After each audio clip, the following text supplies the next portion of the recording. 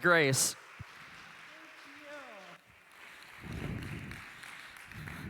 Oh my gosh, that is the best story. And we all have those. We all have many, many of those. Well, thanks for coming back. We already discussed the Packers won, the Vikings lost. Not a great game to miss tonight, so thanks for being here. I wanted to follow up last week. There was such a good question at the end of the night, and I thought about the answer a little bit more later. The question was, what if parents disagree? And really, that's probably a daily occurrence. But I thought about it a little bit more and didn't love my answer. So I wanted to start there tonight. And what I was thinking is, if we're lucky enough to get to parent with someone else and don't have to do it all alone, I think if it's a small issue and we're in front of the kids, let's just agree and talk about it later.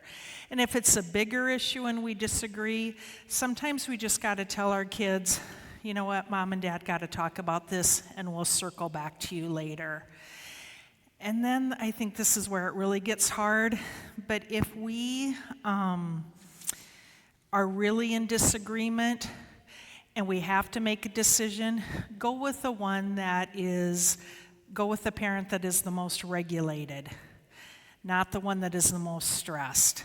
And so sometimes we have to kind of be a little bit humble and say, you know what, I'm out because I'm not in the best frame of mind. And again, the more stressed we are, that's what we talked about last week, the more stressed we are, the more narrow our thinking is. That's when those beautiful examples of you're going to have consequences till the end of the earth because we're thinking so narrowly. So that was just my thought about that. The other concept is, which parent can say no easier? Sometimes it's the mom, sometimes it's the dad. But I had a beautiful example of this I just witnessed. I was out with some friends and the daughter. Hey, Mom, can I have friends come over? No, honey. Hey, Mom. Now we get another text. Hey, Mom, please, it's only 3 friends. You know this story. Just push a little bit more. And she was like, no, I'm out with my friends. The answer's no. Well, Mom, how about 2 friends? Okay, because 2 is different than 4. No. So then she calls. If that doesn't work now, we're going to call. So she called. The dad took the phone and said, the answer is no, have a great night, and hung up. And he went back to his conversation. And I thought, wow. And I said, was that hard for you? And he said, what? I said, you just said no. There was no further discussion. But I thought they're a beautiful example of parenting. So sometimes we need to be able to admit which one is easier for us to say no. And sometimes we have to default to that parent. So this week we're going to talk about relating to our children. And then next week we're going to talk about how to have hard conversations in very regulated ways, or what we can hopefully be regulated ways. So what I wanted to start with tonight is, anytime we're really, really, really frustrated with our kids, I'd like us just to pause and be curious. I think the opposite of frustration is being curious. And you know how when we're having a bad day and we're not at our best, what do we want people to do with us? And maybe that's what grace is. We want people to say, gosh, I think Mary's having a really rough day. Or do we want someone just to yell at us and put us down and challenge us? No. And I kind of think it's what Jesus would do with us. So we need to do the same thing with kids.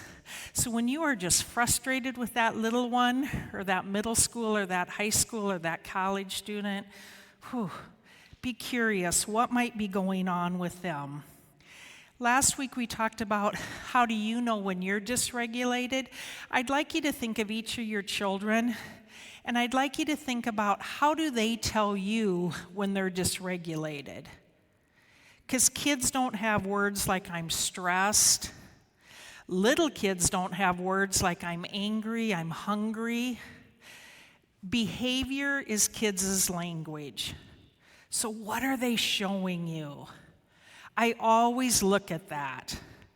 And I love that. I look at it in church when I'm watching people at the grocery store. What's that kid saying? Not through their words, but through their actions. Sometimes they're showing they're dysregulated or struggling. Maybe they're inattentive. Maybe they're messy. Maybe they're always late. Maybe they're really growly and grumpy. Maybe they're being really dramatic. Maybe you're seeing regression in their behavior. Maybe they're whiny. Maybe they're more challenging. And last week we talked about our primary emotions are love and fear. So when your child is just looking angry, if you think about them as what's underneath that? What are they scared about, overwhelmed about? Again, it doesn't make the behavior excusable, but we just come at it in a different way. One time I was working with a boy in a counseling session, and he was just angry. That's what he looked.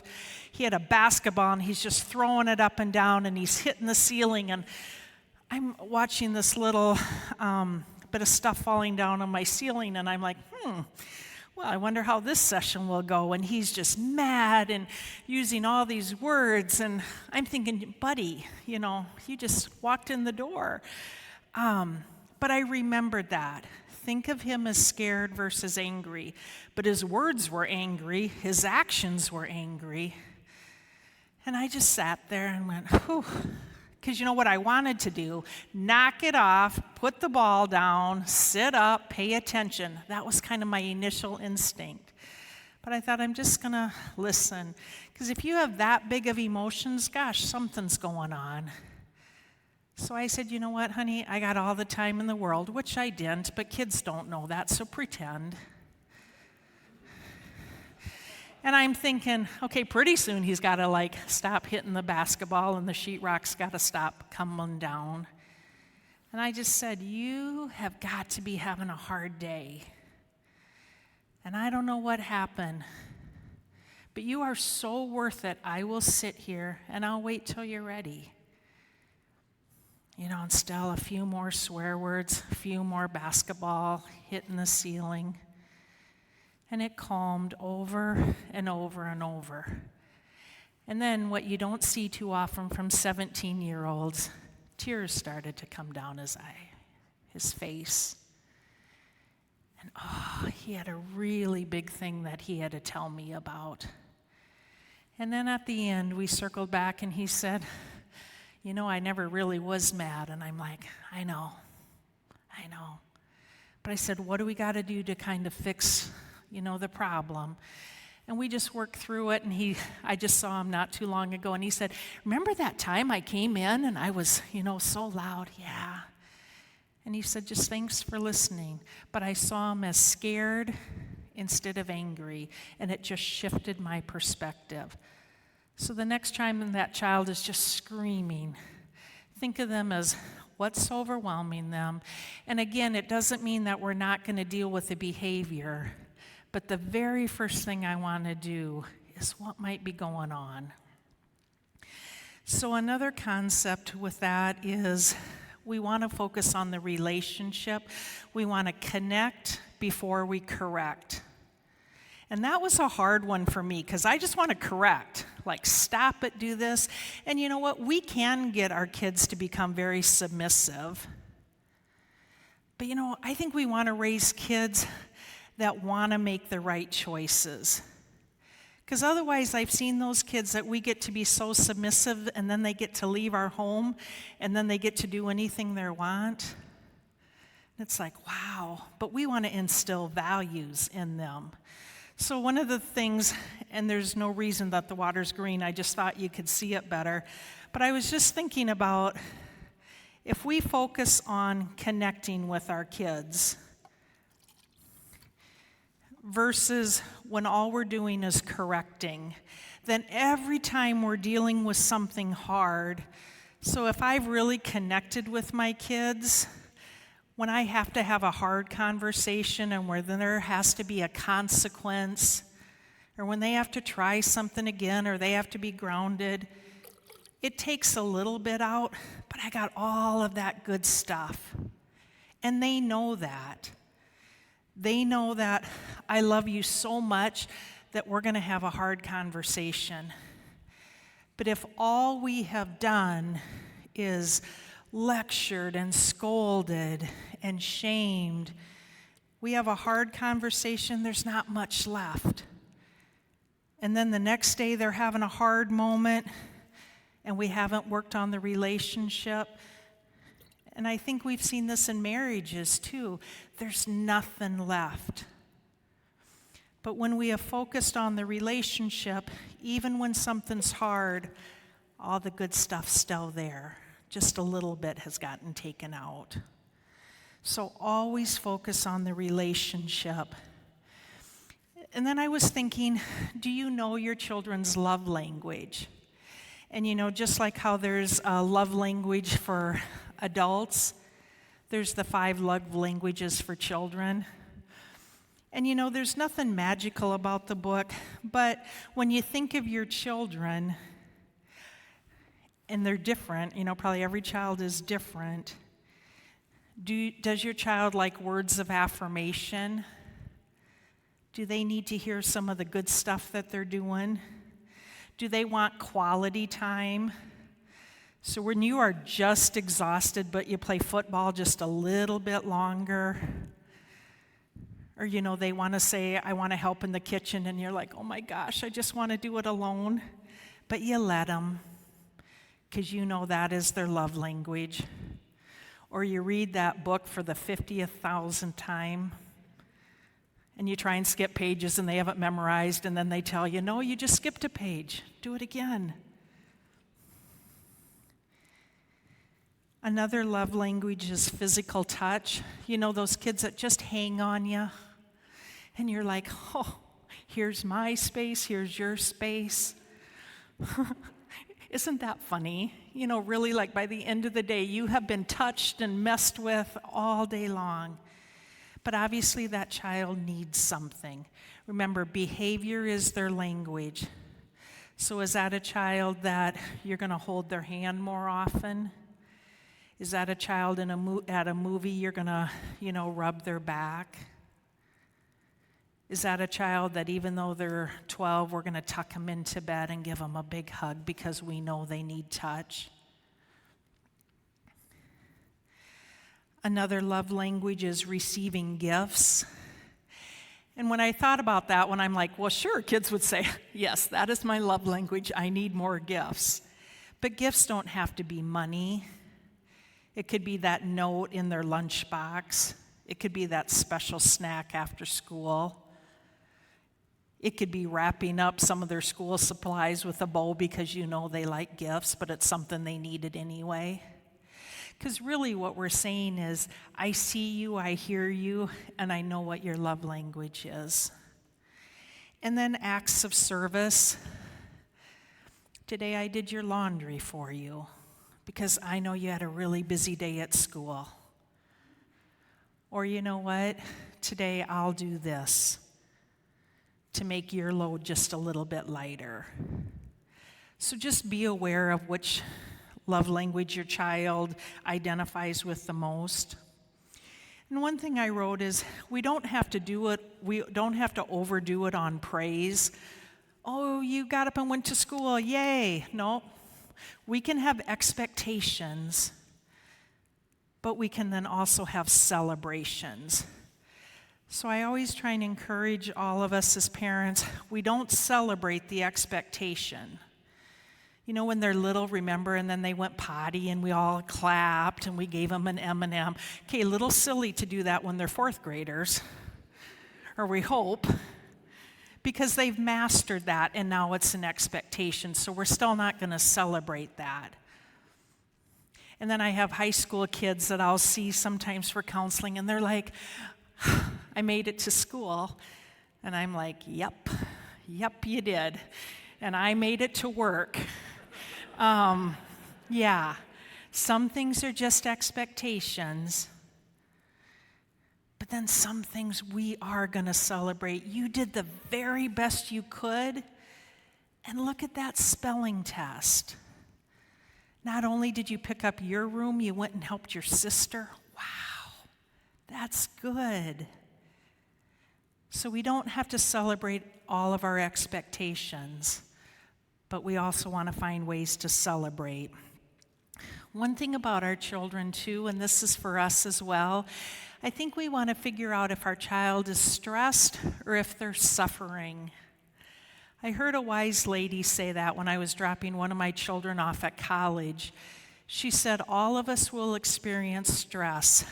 Every child, whether they're going to kindergarten, that fun middle school, smelly time, high school or college, they will experience stress.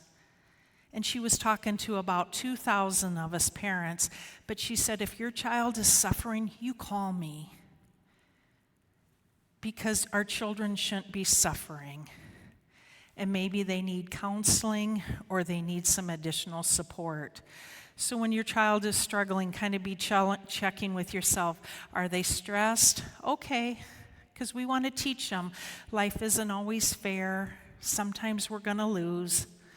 Sometimes that friend isn't going to be kind. But if you are suffering, we're going to get some extra support because we don't want that for you. Another saying I really like for us to discern is, whose story is this? Have any of you ever gone to like a wrestling meet? Okay, I think they're just a hoot. I sit up on the top. I think they're funny. I love watching parents. They're just into it. And that's fun, and there's nothing wrong with that. But like moms are like the most into it, and they know these terms, and they're sitting like I didn't even know moms could sit, and it's just so beautiful how they're so into it. And they celebrate the good and they celebrate the hard. But sometimes I think we can get so caught up in our child's story that we almost make it our story. Oh, my child only applied for this many colleges. I wanted them to apply for this. You know, they didn't get this. They didn't get this. I wanted them to do this. And really, our sweet children are on loan to us from God. They really are a gift given to us, even when they're messy and sticky and loud. They really are a gift given to us. But sometimes I think we have to remember, it's not our story. We get to guide them, but it's really their story. And then another concept, and I should have asked one of the amazing pastors here how to say this word, but Hamakam or Mikam Hanakama, which we don't have to have the word memorized, but they're Jewish words. But here's the meaning. Oh, and I love this so much.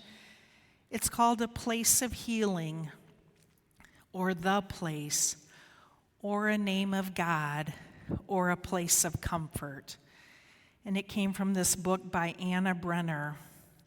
So I always think, where is your place of healing? And where is your child's place? And so I brought this cushion from my house, a couch cushion, because I'm a visual learner, so maybe some of you are. And I left a note for my family so they didn't think we were robbed while I was gone. But one day I counseled a phenomenal young lady, and she was going to college and she was so scared. So I said, where is your favorite place on earth where you feel seen, heard, and safe? And she said, I can tell you exactly. It's on my couch at home. She said, my mom loves to cook in the kitchen, and my dad usually is in this recliner, having the TV on, or working on his computer. And if I sit in this exact spot, I can see my mom and I can see my dad. So this is why maybe don't refer your children to counseling. I said, take that couch cushion. And she did. For 3 weeks, she took the couch cushion. I knew she was going to come back home, so I figured, it's okay. And her parents, we did have a good laugh. But she took that couch cushion to college, and she kept it on her bed, as long as she needed it. So ever since I met her, I ask every child I get to work with, where is your place where you feel heard, seen, safe, loved? And usually it's the kitchen table, my bedroom, our living room. Sometimes it's the backyard, the front yard. Sometimes it's in the van, which I think that's a fun one. They must have good experiences, everybody riding together.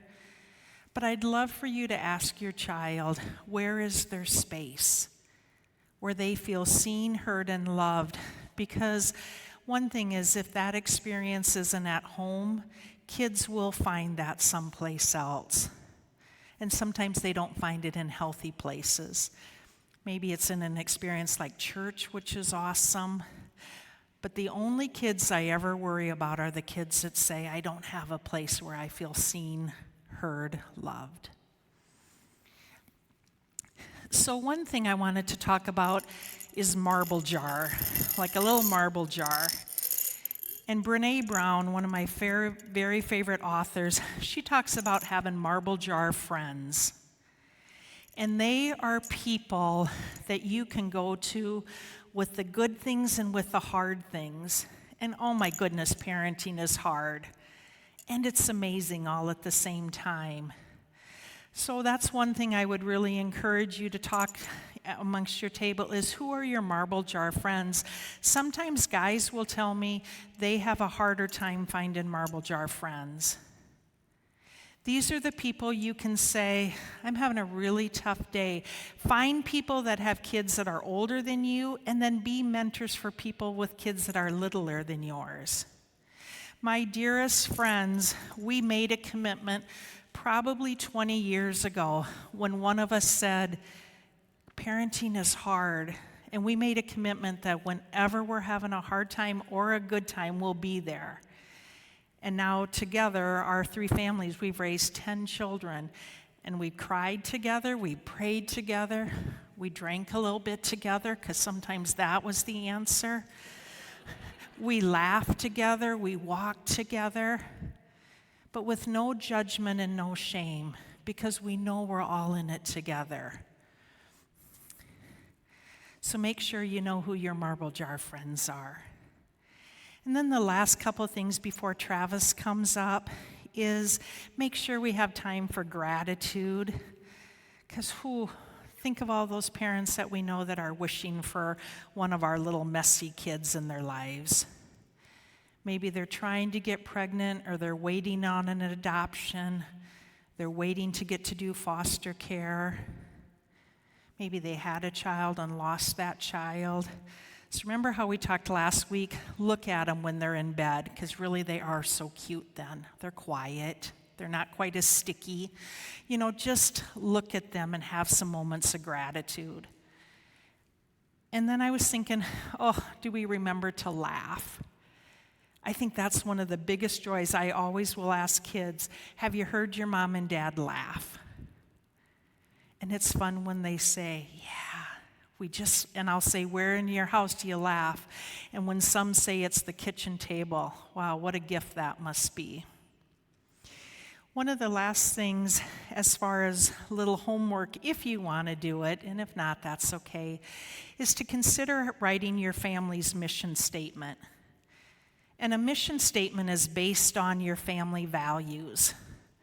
And you can just Google values, come up with a list. But is it faith? Is it kindness? Is it respect? Is it responsibility? Is it honesty? Is it hard work? Is it laughter? Because sometimes in the middle of our chaos and all the laundry and all the schedules, we can kind of forget, what is this all about for us? And if we can have it hanging up like this is our mission statement, we're not going to get it right every day. We're not even supposed to. That's where we give ourselves grace. Because when we give it to ourselves, then we can give it to our kids. But if we can know our mission statement, what is our family about? And you can even have everybody sign it and read it at night, read it in the morning, and it can just kind of center us. And then the last thing I wanted to encourage people for the week is to find connecting moments with each of your children, and base it on their love language. And then just see what that experience is like. So thank you very much. Thank you, Mary.